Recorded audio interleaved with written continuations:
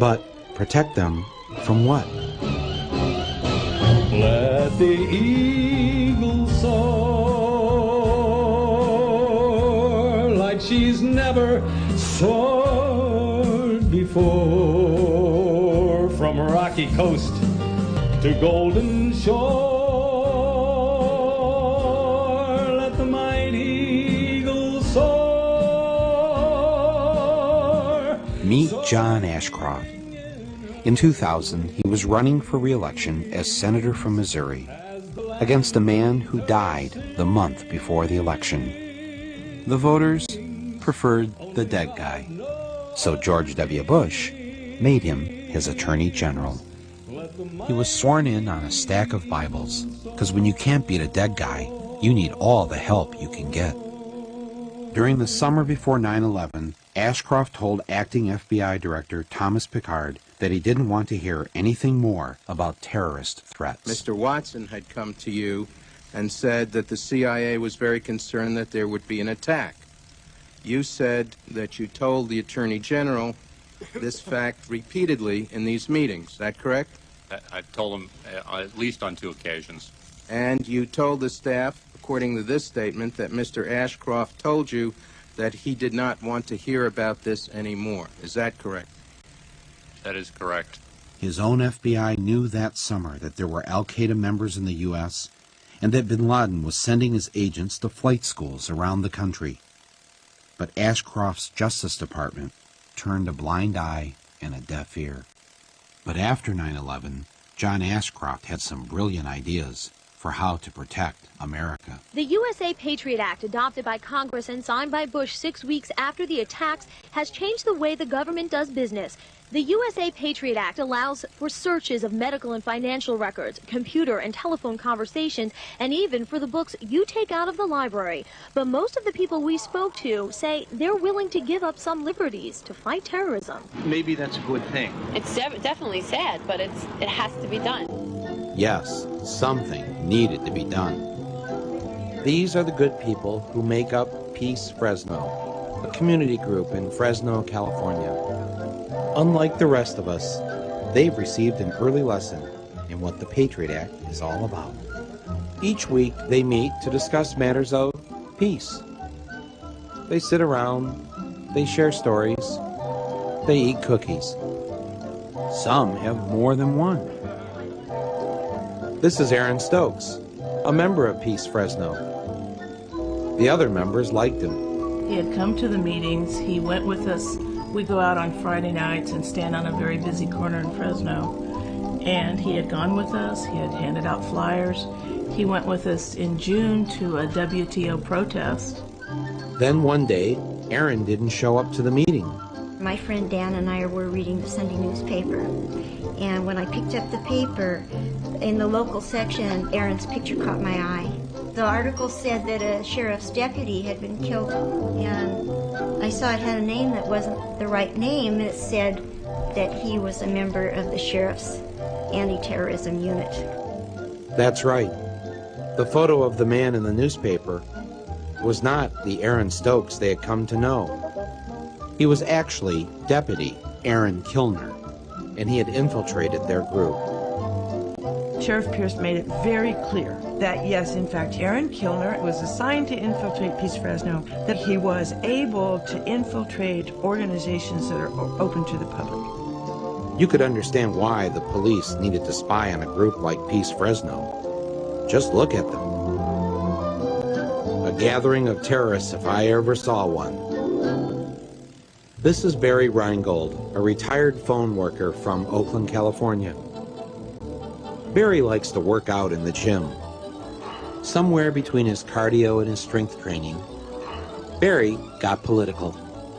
We're up in the gym, and it was after we were working out, and a number of us were talking about 9/11 and Afghanistan and bin Laden, and someone said, bin Laden's a real asshole for murdering those people. And I said, yeah, that's true, but he'll never be as big an asshole as Bush, who bombs all over the world for oil profits. Barry didn't have to worry about the police spying on him. His fellow weightlifters were more than willing to turn him in. I was taking a nap, and I guess it was 1:30, 2 o'clock in the afternoon, and they came to my place, and I said, well, who's there? And I said, the FBI. I said, the FBI? I mean, why are they here? Yes, the FBI had come to see Barry, and they weren't there to jazzercise. The FBI said, have you been talking to people about 9/11 and about bin Laden and oil profits in Afghanistan? I said, a lot of people are talking about these things. I feel my rights have been, you know, trampled on. I mean, if you have something to say to me in the gym, well then, fine. Don't tell the FBI and they come to my apartment while I'm taking a nap. There's nothing to be ashamed of here. There's full transparency. There's nothing about the Patriot Act that I'm ashamed of in any way, shape, or form.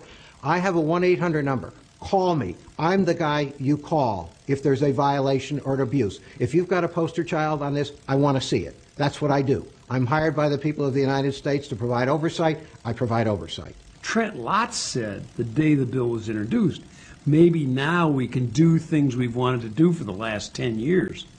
No, I've always, you know, a dictatorship would be a heck of a lot easier. There's no question about it. I mean, they had all this on the shelf somewhere, ideas of things they would like to do. And they got 9/11 and they said, it's our chance. Go for it. There was an immediate assumption on the part of the administration that there had to be a surrender of certain of our rights. There's several definitions in the bill that are quite troubling. First of all, the definition of terrorist, and it's so expansive that it could include people who... Like me. No one read it. That's the whole point. They wait till the middle of the night, they drop it in the middle of the night, it's printed in the middle of the night, and the next morning when we come in, it passes. How could Congress pass this Patriot Act without even reading it? Sit down, my son. We don't read most of the bills. Do you really know what that would entail if we were to read every bill that we passed? Well, the good thing, it would slow down the legislative process. I couldn't believe that virtually no member of Congress had read the Patriot Act before voting on it. So I decided the only patriotic thing to do was for me to read it to them. Members of Congress, this is Michael Moore. I would like to read to you the USA Patriot Act. Section 1, Section 210 of this code reads as follows. Section 2703. My job is to secure the homeland. That's exactly what we're going to do. But I'm here to take somebody's order. That would be you, Stress. What would you like? Right behind you. I'm going to order some ribs. We all know you can't secure the homeland on an empty stomach. And in order to remain secure, everyone needs to sacrifice. Especially little Patrick Hamilton. I'm sure each of us has our own personal airport security horror story. But here's my favorite. The terrorist threat that was posed by his mommy's breast milk. I thought, well, if I just put a little bit on my lips, then that would be sufficient, because obviously I'm tasting it. And she looked at me, and I felt like she was telling me, you need to chug that. She goes, no, you need to drink more. And of a 4-ounce bottle, I wound up drinking 2 more ounces of breast milk that then, because it's touched my lips, has to be tossed. While Homeland Security was making sure breast milk was kept off our planes, they were also doing everything possible to ensure no one could light a firebomb on board. I can bring that on the plane? Actually, you can, yes, you're fine. Oops, 1 too many books of matches. You can have 4 books of matches and 2 lighters. When we already have the experience of Richard Reed, the shoe bomber, who would have blown up an airplane with his shoe bomb had he had a butane lighter, according to the FBI, why would the Transportation Security Agency say it's okay to take 4 books of matches and 2 butane lighters in your pockets as you board an airplane? I'm guessing that somebody put pressure on them to say, you know, when an airplane lands, people want to light up pretty quickly, so don't take their lighters away. Okay, let me see if I got this straight. Old guys in the gym, bad. Peace groups in Fresno, bad. Breast milk, really bad. But matches and lighters on the plane, oh, hey, no problem. Was this really about our safety? Or was something else going on? This is where the Pacific Ocean meets the shores of Oregon. over 100 miles of beautiful, open coastline on our border. And, thanks to the budget cutbacks, the total number of state police protecting it? 1. Part-time. Meet Trooper Brooks. I maybe get a chance to hit this stretch of highway once, maybe twice a week during my shifts. You know, it's just to even drive up here and look. You know, I mean, as far as I know, somebody could, there's lots of things they could do. I don't even want to suspect because it just makes me ill inside. Back at the State Trooper Patrol Office, thanks to the budget cuts, Trooper Kenyon had to come in on his day off to catch up on some paperwork.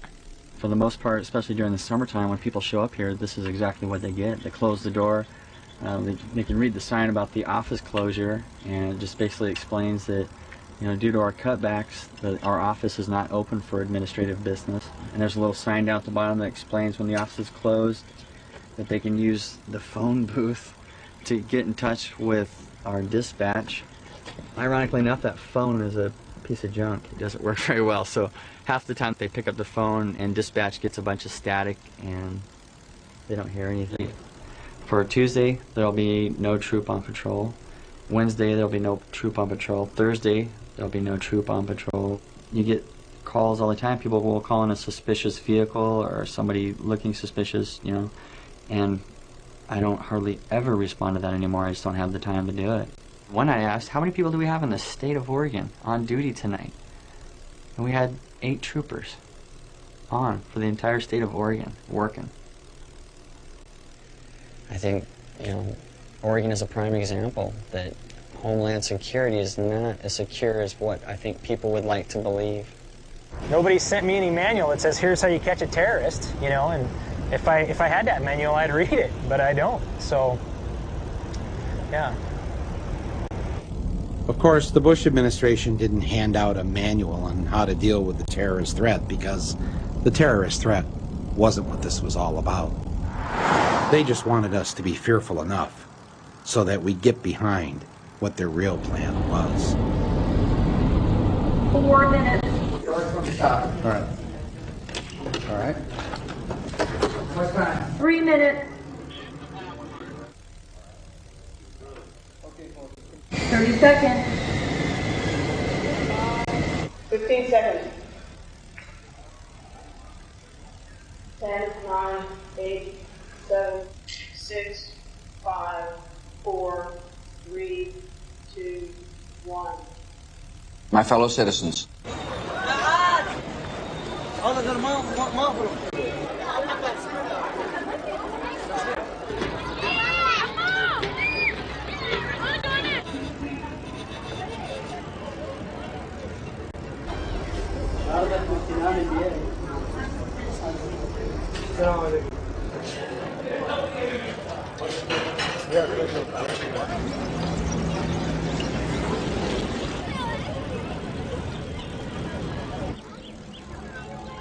at this hour, American and coalition forces are in the early stages of military operations to disarm Iraq, to free its people, and to defend the world from grave danger.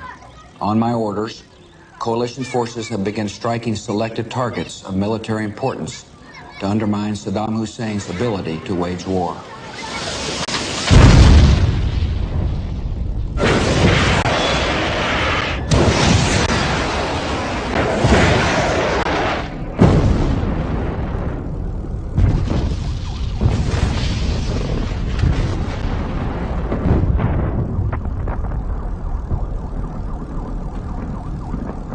On March 19, 2003, George W. Bush and the United States military invaded the sovereign nation of Iraq, a nation that had never attacked the United States, a nation that had never threatened to attack the United States, a nation that had never murdered a single American citizen.